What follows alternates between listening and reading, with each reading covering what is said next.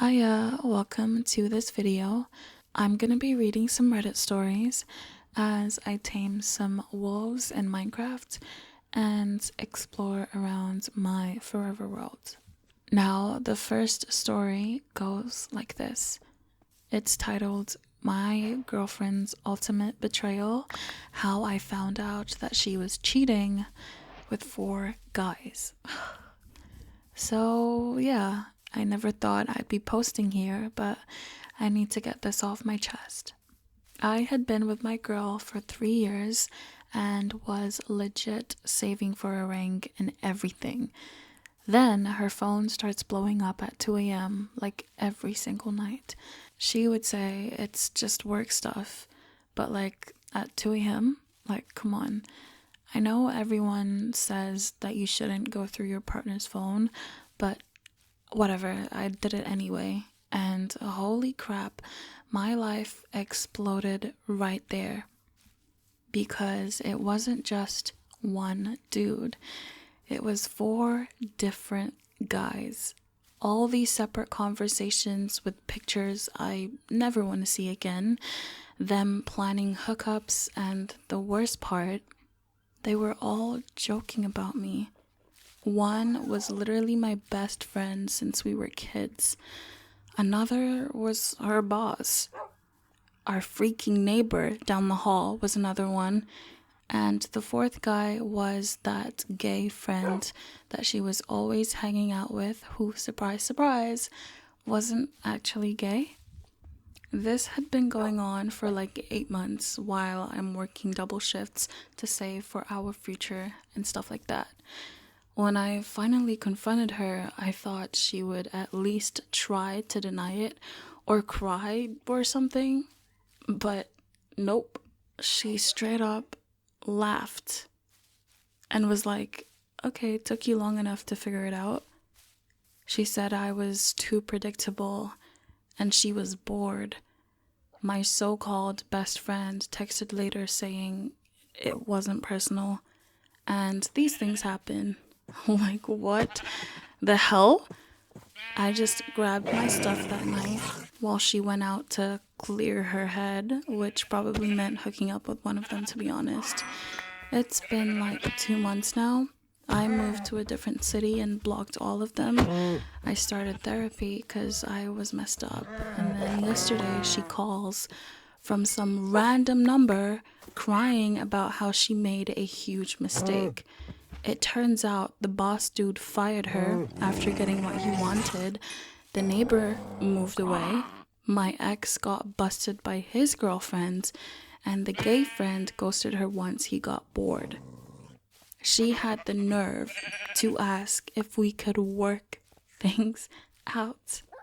I just laughed and hang up. Some things you just can't fix, and finding out your girlfriend's been living a whole secret life with 4 other dudes, yeah, that was definitely one of them. And that's where the story ends. Now, I do just want to add, this sounds like the most Wattpad cheating story, but it is genuinely actually true. There's a moderator who said that it was modified. It reads that the story has been reviewed by the mod team and verified through multiple sources, including provided Instagram DMs, Facebook Messenger screenshots, and text message recordings between all involved parties. The person who wrote this has also shared time-stamped photos documenting the timeline as described. And yeah, I just wanted to tell you guys that this story indeed is true, which is insane to think about. Just incredibly insane. The fact that she had the nerve to laugh at this guy when he found out, like, oh, you should have figured it out. And then she turns around and like wants him back is insane to me. What level of self-respect do you have? That's insanely embarrassing, first of all, and insanely hurtful. Like, you've literally impacted 5 people's different lives by your one bad choice of everything. Like, this was just a horrible, horrible decision that she made to be unloyal to someone. Like in a relationship, we need to be loyal to each other. I don't know what more we need to ask for, you know? But oh man, I can't even imagine how this guy must have felt to be cheated on with four different people. Because in essence, it's like, okay, sure, she has him, she cheats on him, then talks to the other person, but she's also cheating on that person with three people. Then she finds another person, but she's also cheating with those people with two other people, and it just keeps going. It's like, oh, this is insane. But just don't be like this woman. Yeah, that's all I can say. This is such a sad story, and I hope that he has moved on from that. It was posted a year ago, so I hope that the therapy has helped him out somewhat to move on from the situation. Now, let's move on to the next story, which is titled, I Scammed My Husband into Liking Me, and I admitted it on our wedding day. It reads, for me, it was love at first sight for my now husband. Not so much for him though. I was his little sister's friend with braces and constant teen girl giggling. He was the older, much, much hotter, couldn't care less older brother down the hall. I obviously had no shot. Later down the years, we met again through mutual friends, but now we were a lot older and I certainly had no headgear. I was just as in love as I was before. He was still just as cute, and this time I actually had a chance, and I wasn't going to blow it. I remember I invited him to hang out at my place after a friend's birthday party, and I had staged the whole place. I had casually left out a t-shirt of his favorite football team, just tossed it on the back of a chair, like, oops, how did that get there? I left a CD of his favorite band on my nightstand because, obviously, that's what a casual fan would do, right? And I love them too, so duh. I had his favorite drink as well waiting in the fridge, which is super casual for someone who genuinely enjoys it. Now, was I a complete weirdo for doing this? Yes. But did it work perfectly? Also yes. It also made for a perfect wedding story. His sister, who was a bridesmaid at my wedding, was only a little bit annoyed to find out that I was using our hangouts as study sessions on her older brother. Just kidding, she thought it was hilarious and she knew that all her friends thought it was cute, obviously. And yeah, that's where the story ends. Drastic story from the first one, much more wholesome. And yeah, this is the story. I wouldn't say scammed. I would honestly say like game is game. She bagged him and she had her own tactics. So game is game. The way she won him over was a good way, and I guess we can all take some notes from her notebook. Now, we're gonna move on to the next story. Now, this is an AITAH, which is titled, Am I the A-hole? It reads, Am I the a-hole for mentioning I'm also a professional when a doctor took over 45 minutes to finally appear at an appointment? Ooh, long title there. Okay, it reads, I want to start by saying that I understand that doctors are busy. I don't want to make an issue of reasonable delays, especially because the doctors are very apologetic when they do come to see me. In fact, I have not experienced a doctor delay that was more than 15 minutes in I don't know how long. Anyway, today I took my kid to a midday pediatric dermatology appointment. Since my kid's issue is minor, I scheduled a client meeting for later in the afternoon, figuring we had more than enough time to get the issue checked out and for me to go get to the meeting. My kid and I go to the doctor's office early, and we were called back right around the time it was scheduled. The nurse checked us in. We waited 10 minutes for the residents to come look at my kid, and then we were told that the main doctor would be brought in to finalize everything. Now, we were 25 minutes into our appointment, and the doctor still hadn't shown up. At this point, a nurse came in to say that the doctor was just finishing up with some other patient and would come right in when able. Fine, I said in my mind, but 15 minutes later and still no show. So I approached the nurse to ask if we can realistically expect to see the doctor. She said, "The doctor is with another patient. She will be with you in 10 to 15 minutes. I was admittedly exasperated since it had been 40 minutes past our appointment time and I needed to leave soon. I responded, not angrily, no yelling, nothing like that. I said, "We've been waiting a really long time. I'm also a professional and I have a meeting that I have to attend, so I do need to wrap this appointment up." 5 minutes later, the doctor finally came in, 45 minutes after our appointment time. They didn't apologize for the delay. They didn't even look at me when I said something and began speaking directly to my preteen kid without asking me anything about the condition. Overall, it was an annoying experience. Anyway, after the appointment, my kid said it was embarrassing when I mentioned that I'm a professional. But my reasoning is that I am a professional. My time is as valuable as the doctor's, even though it was not being treated as such.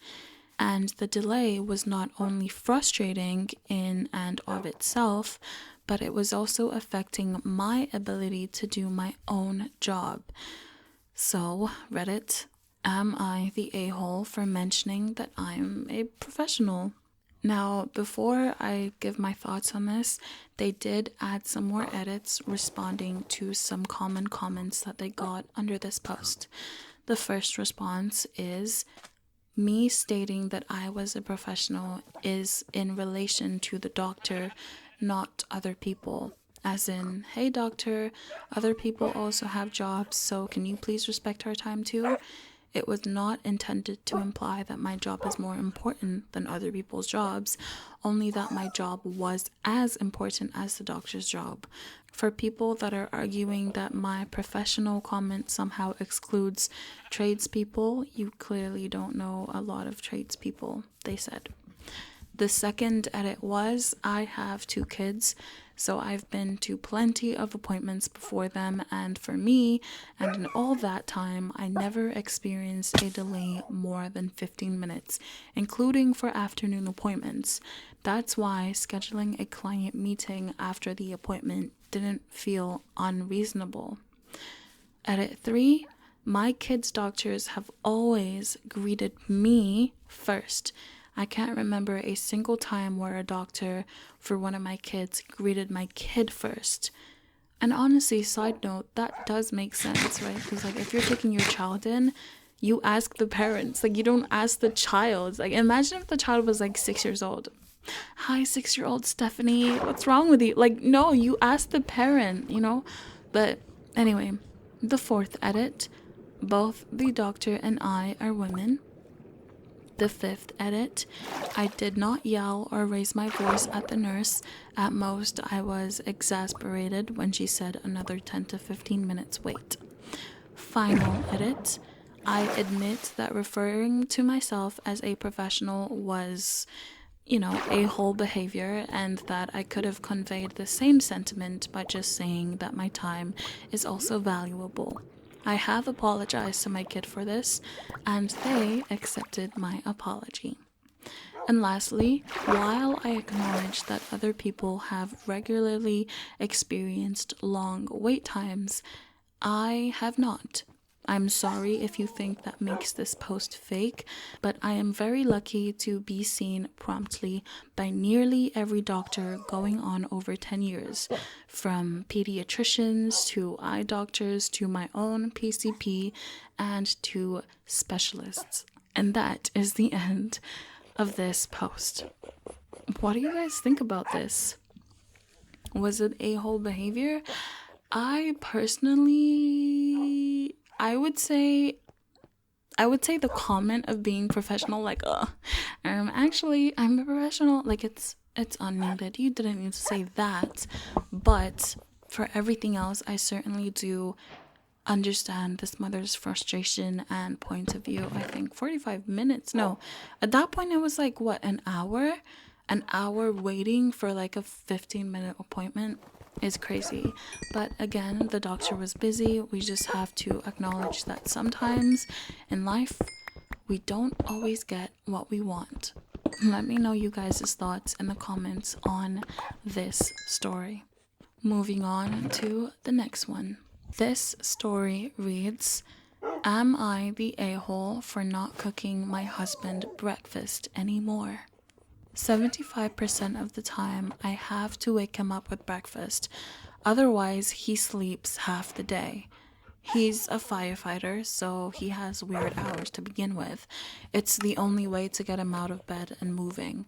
Now, instead of him being grateful and thankful for not having to be an adult for the first 45 minutes of the day like the rest of us, he criticizes whatever I make if it's not perfect.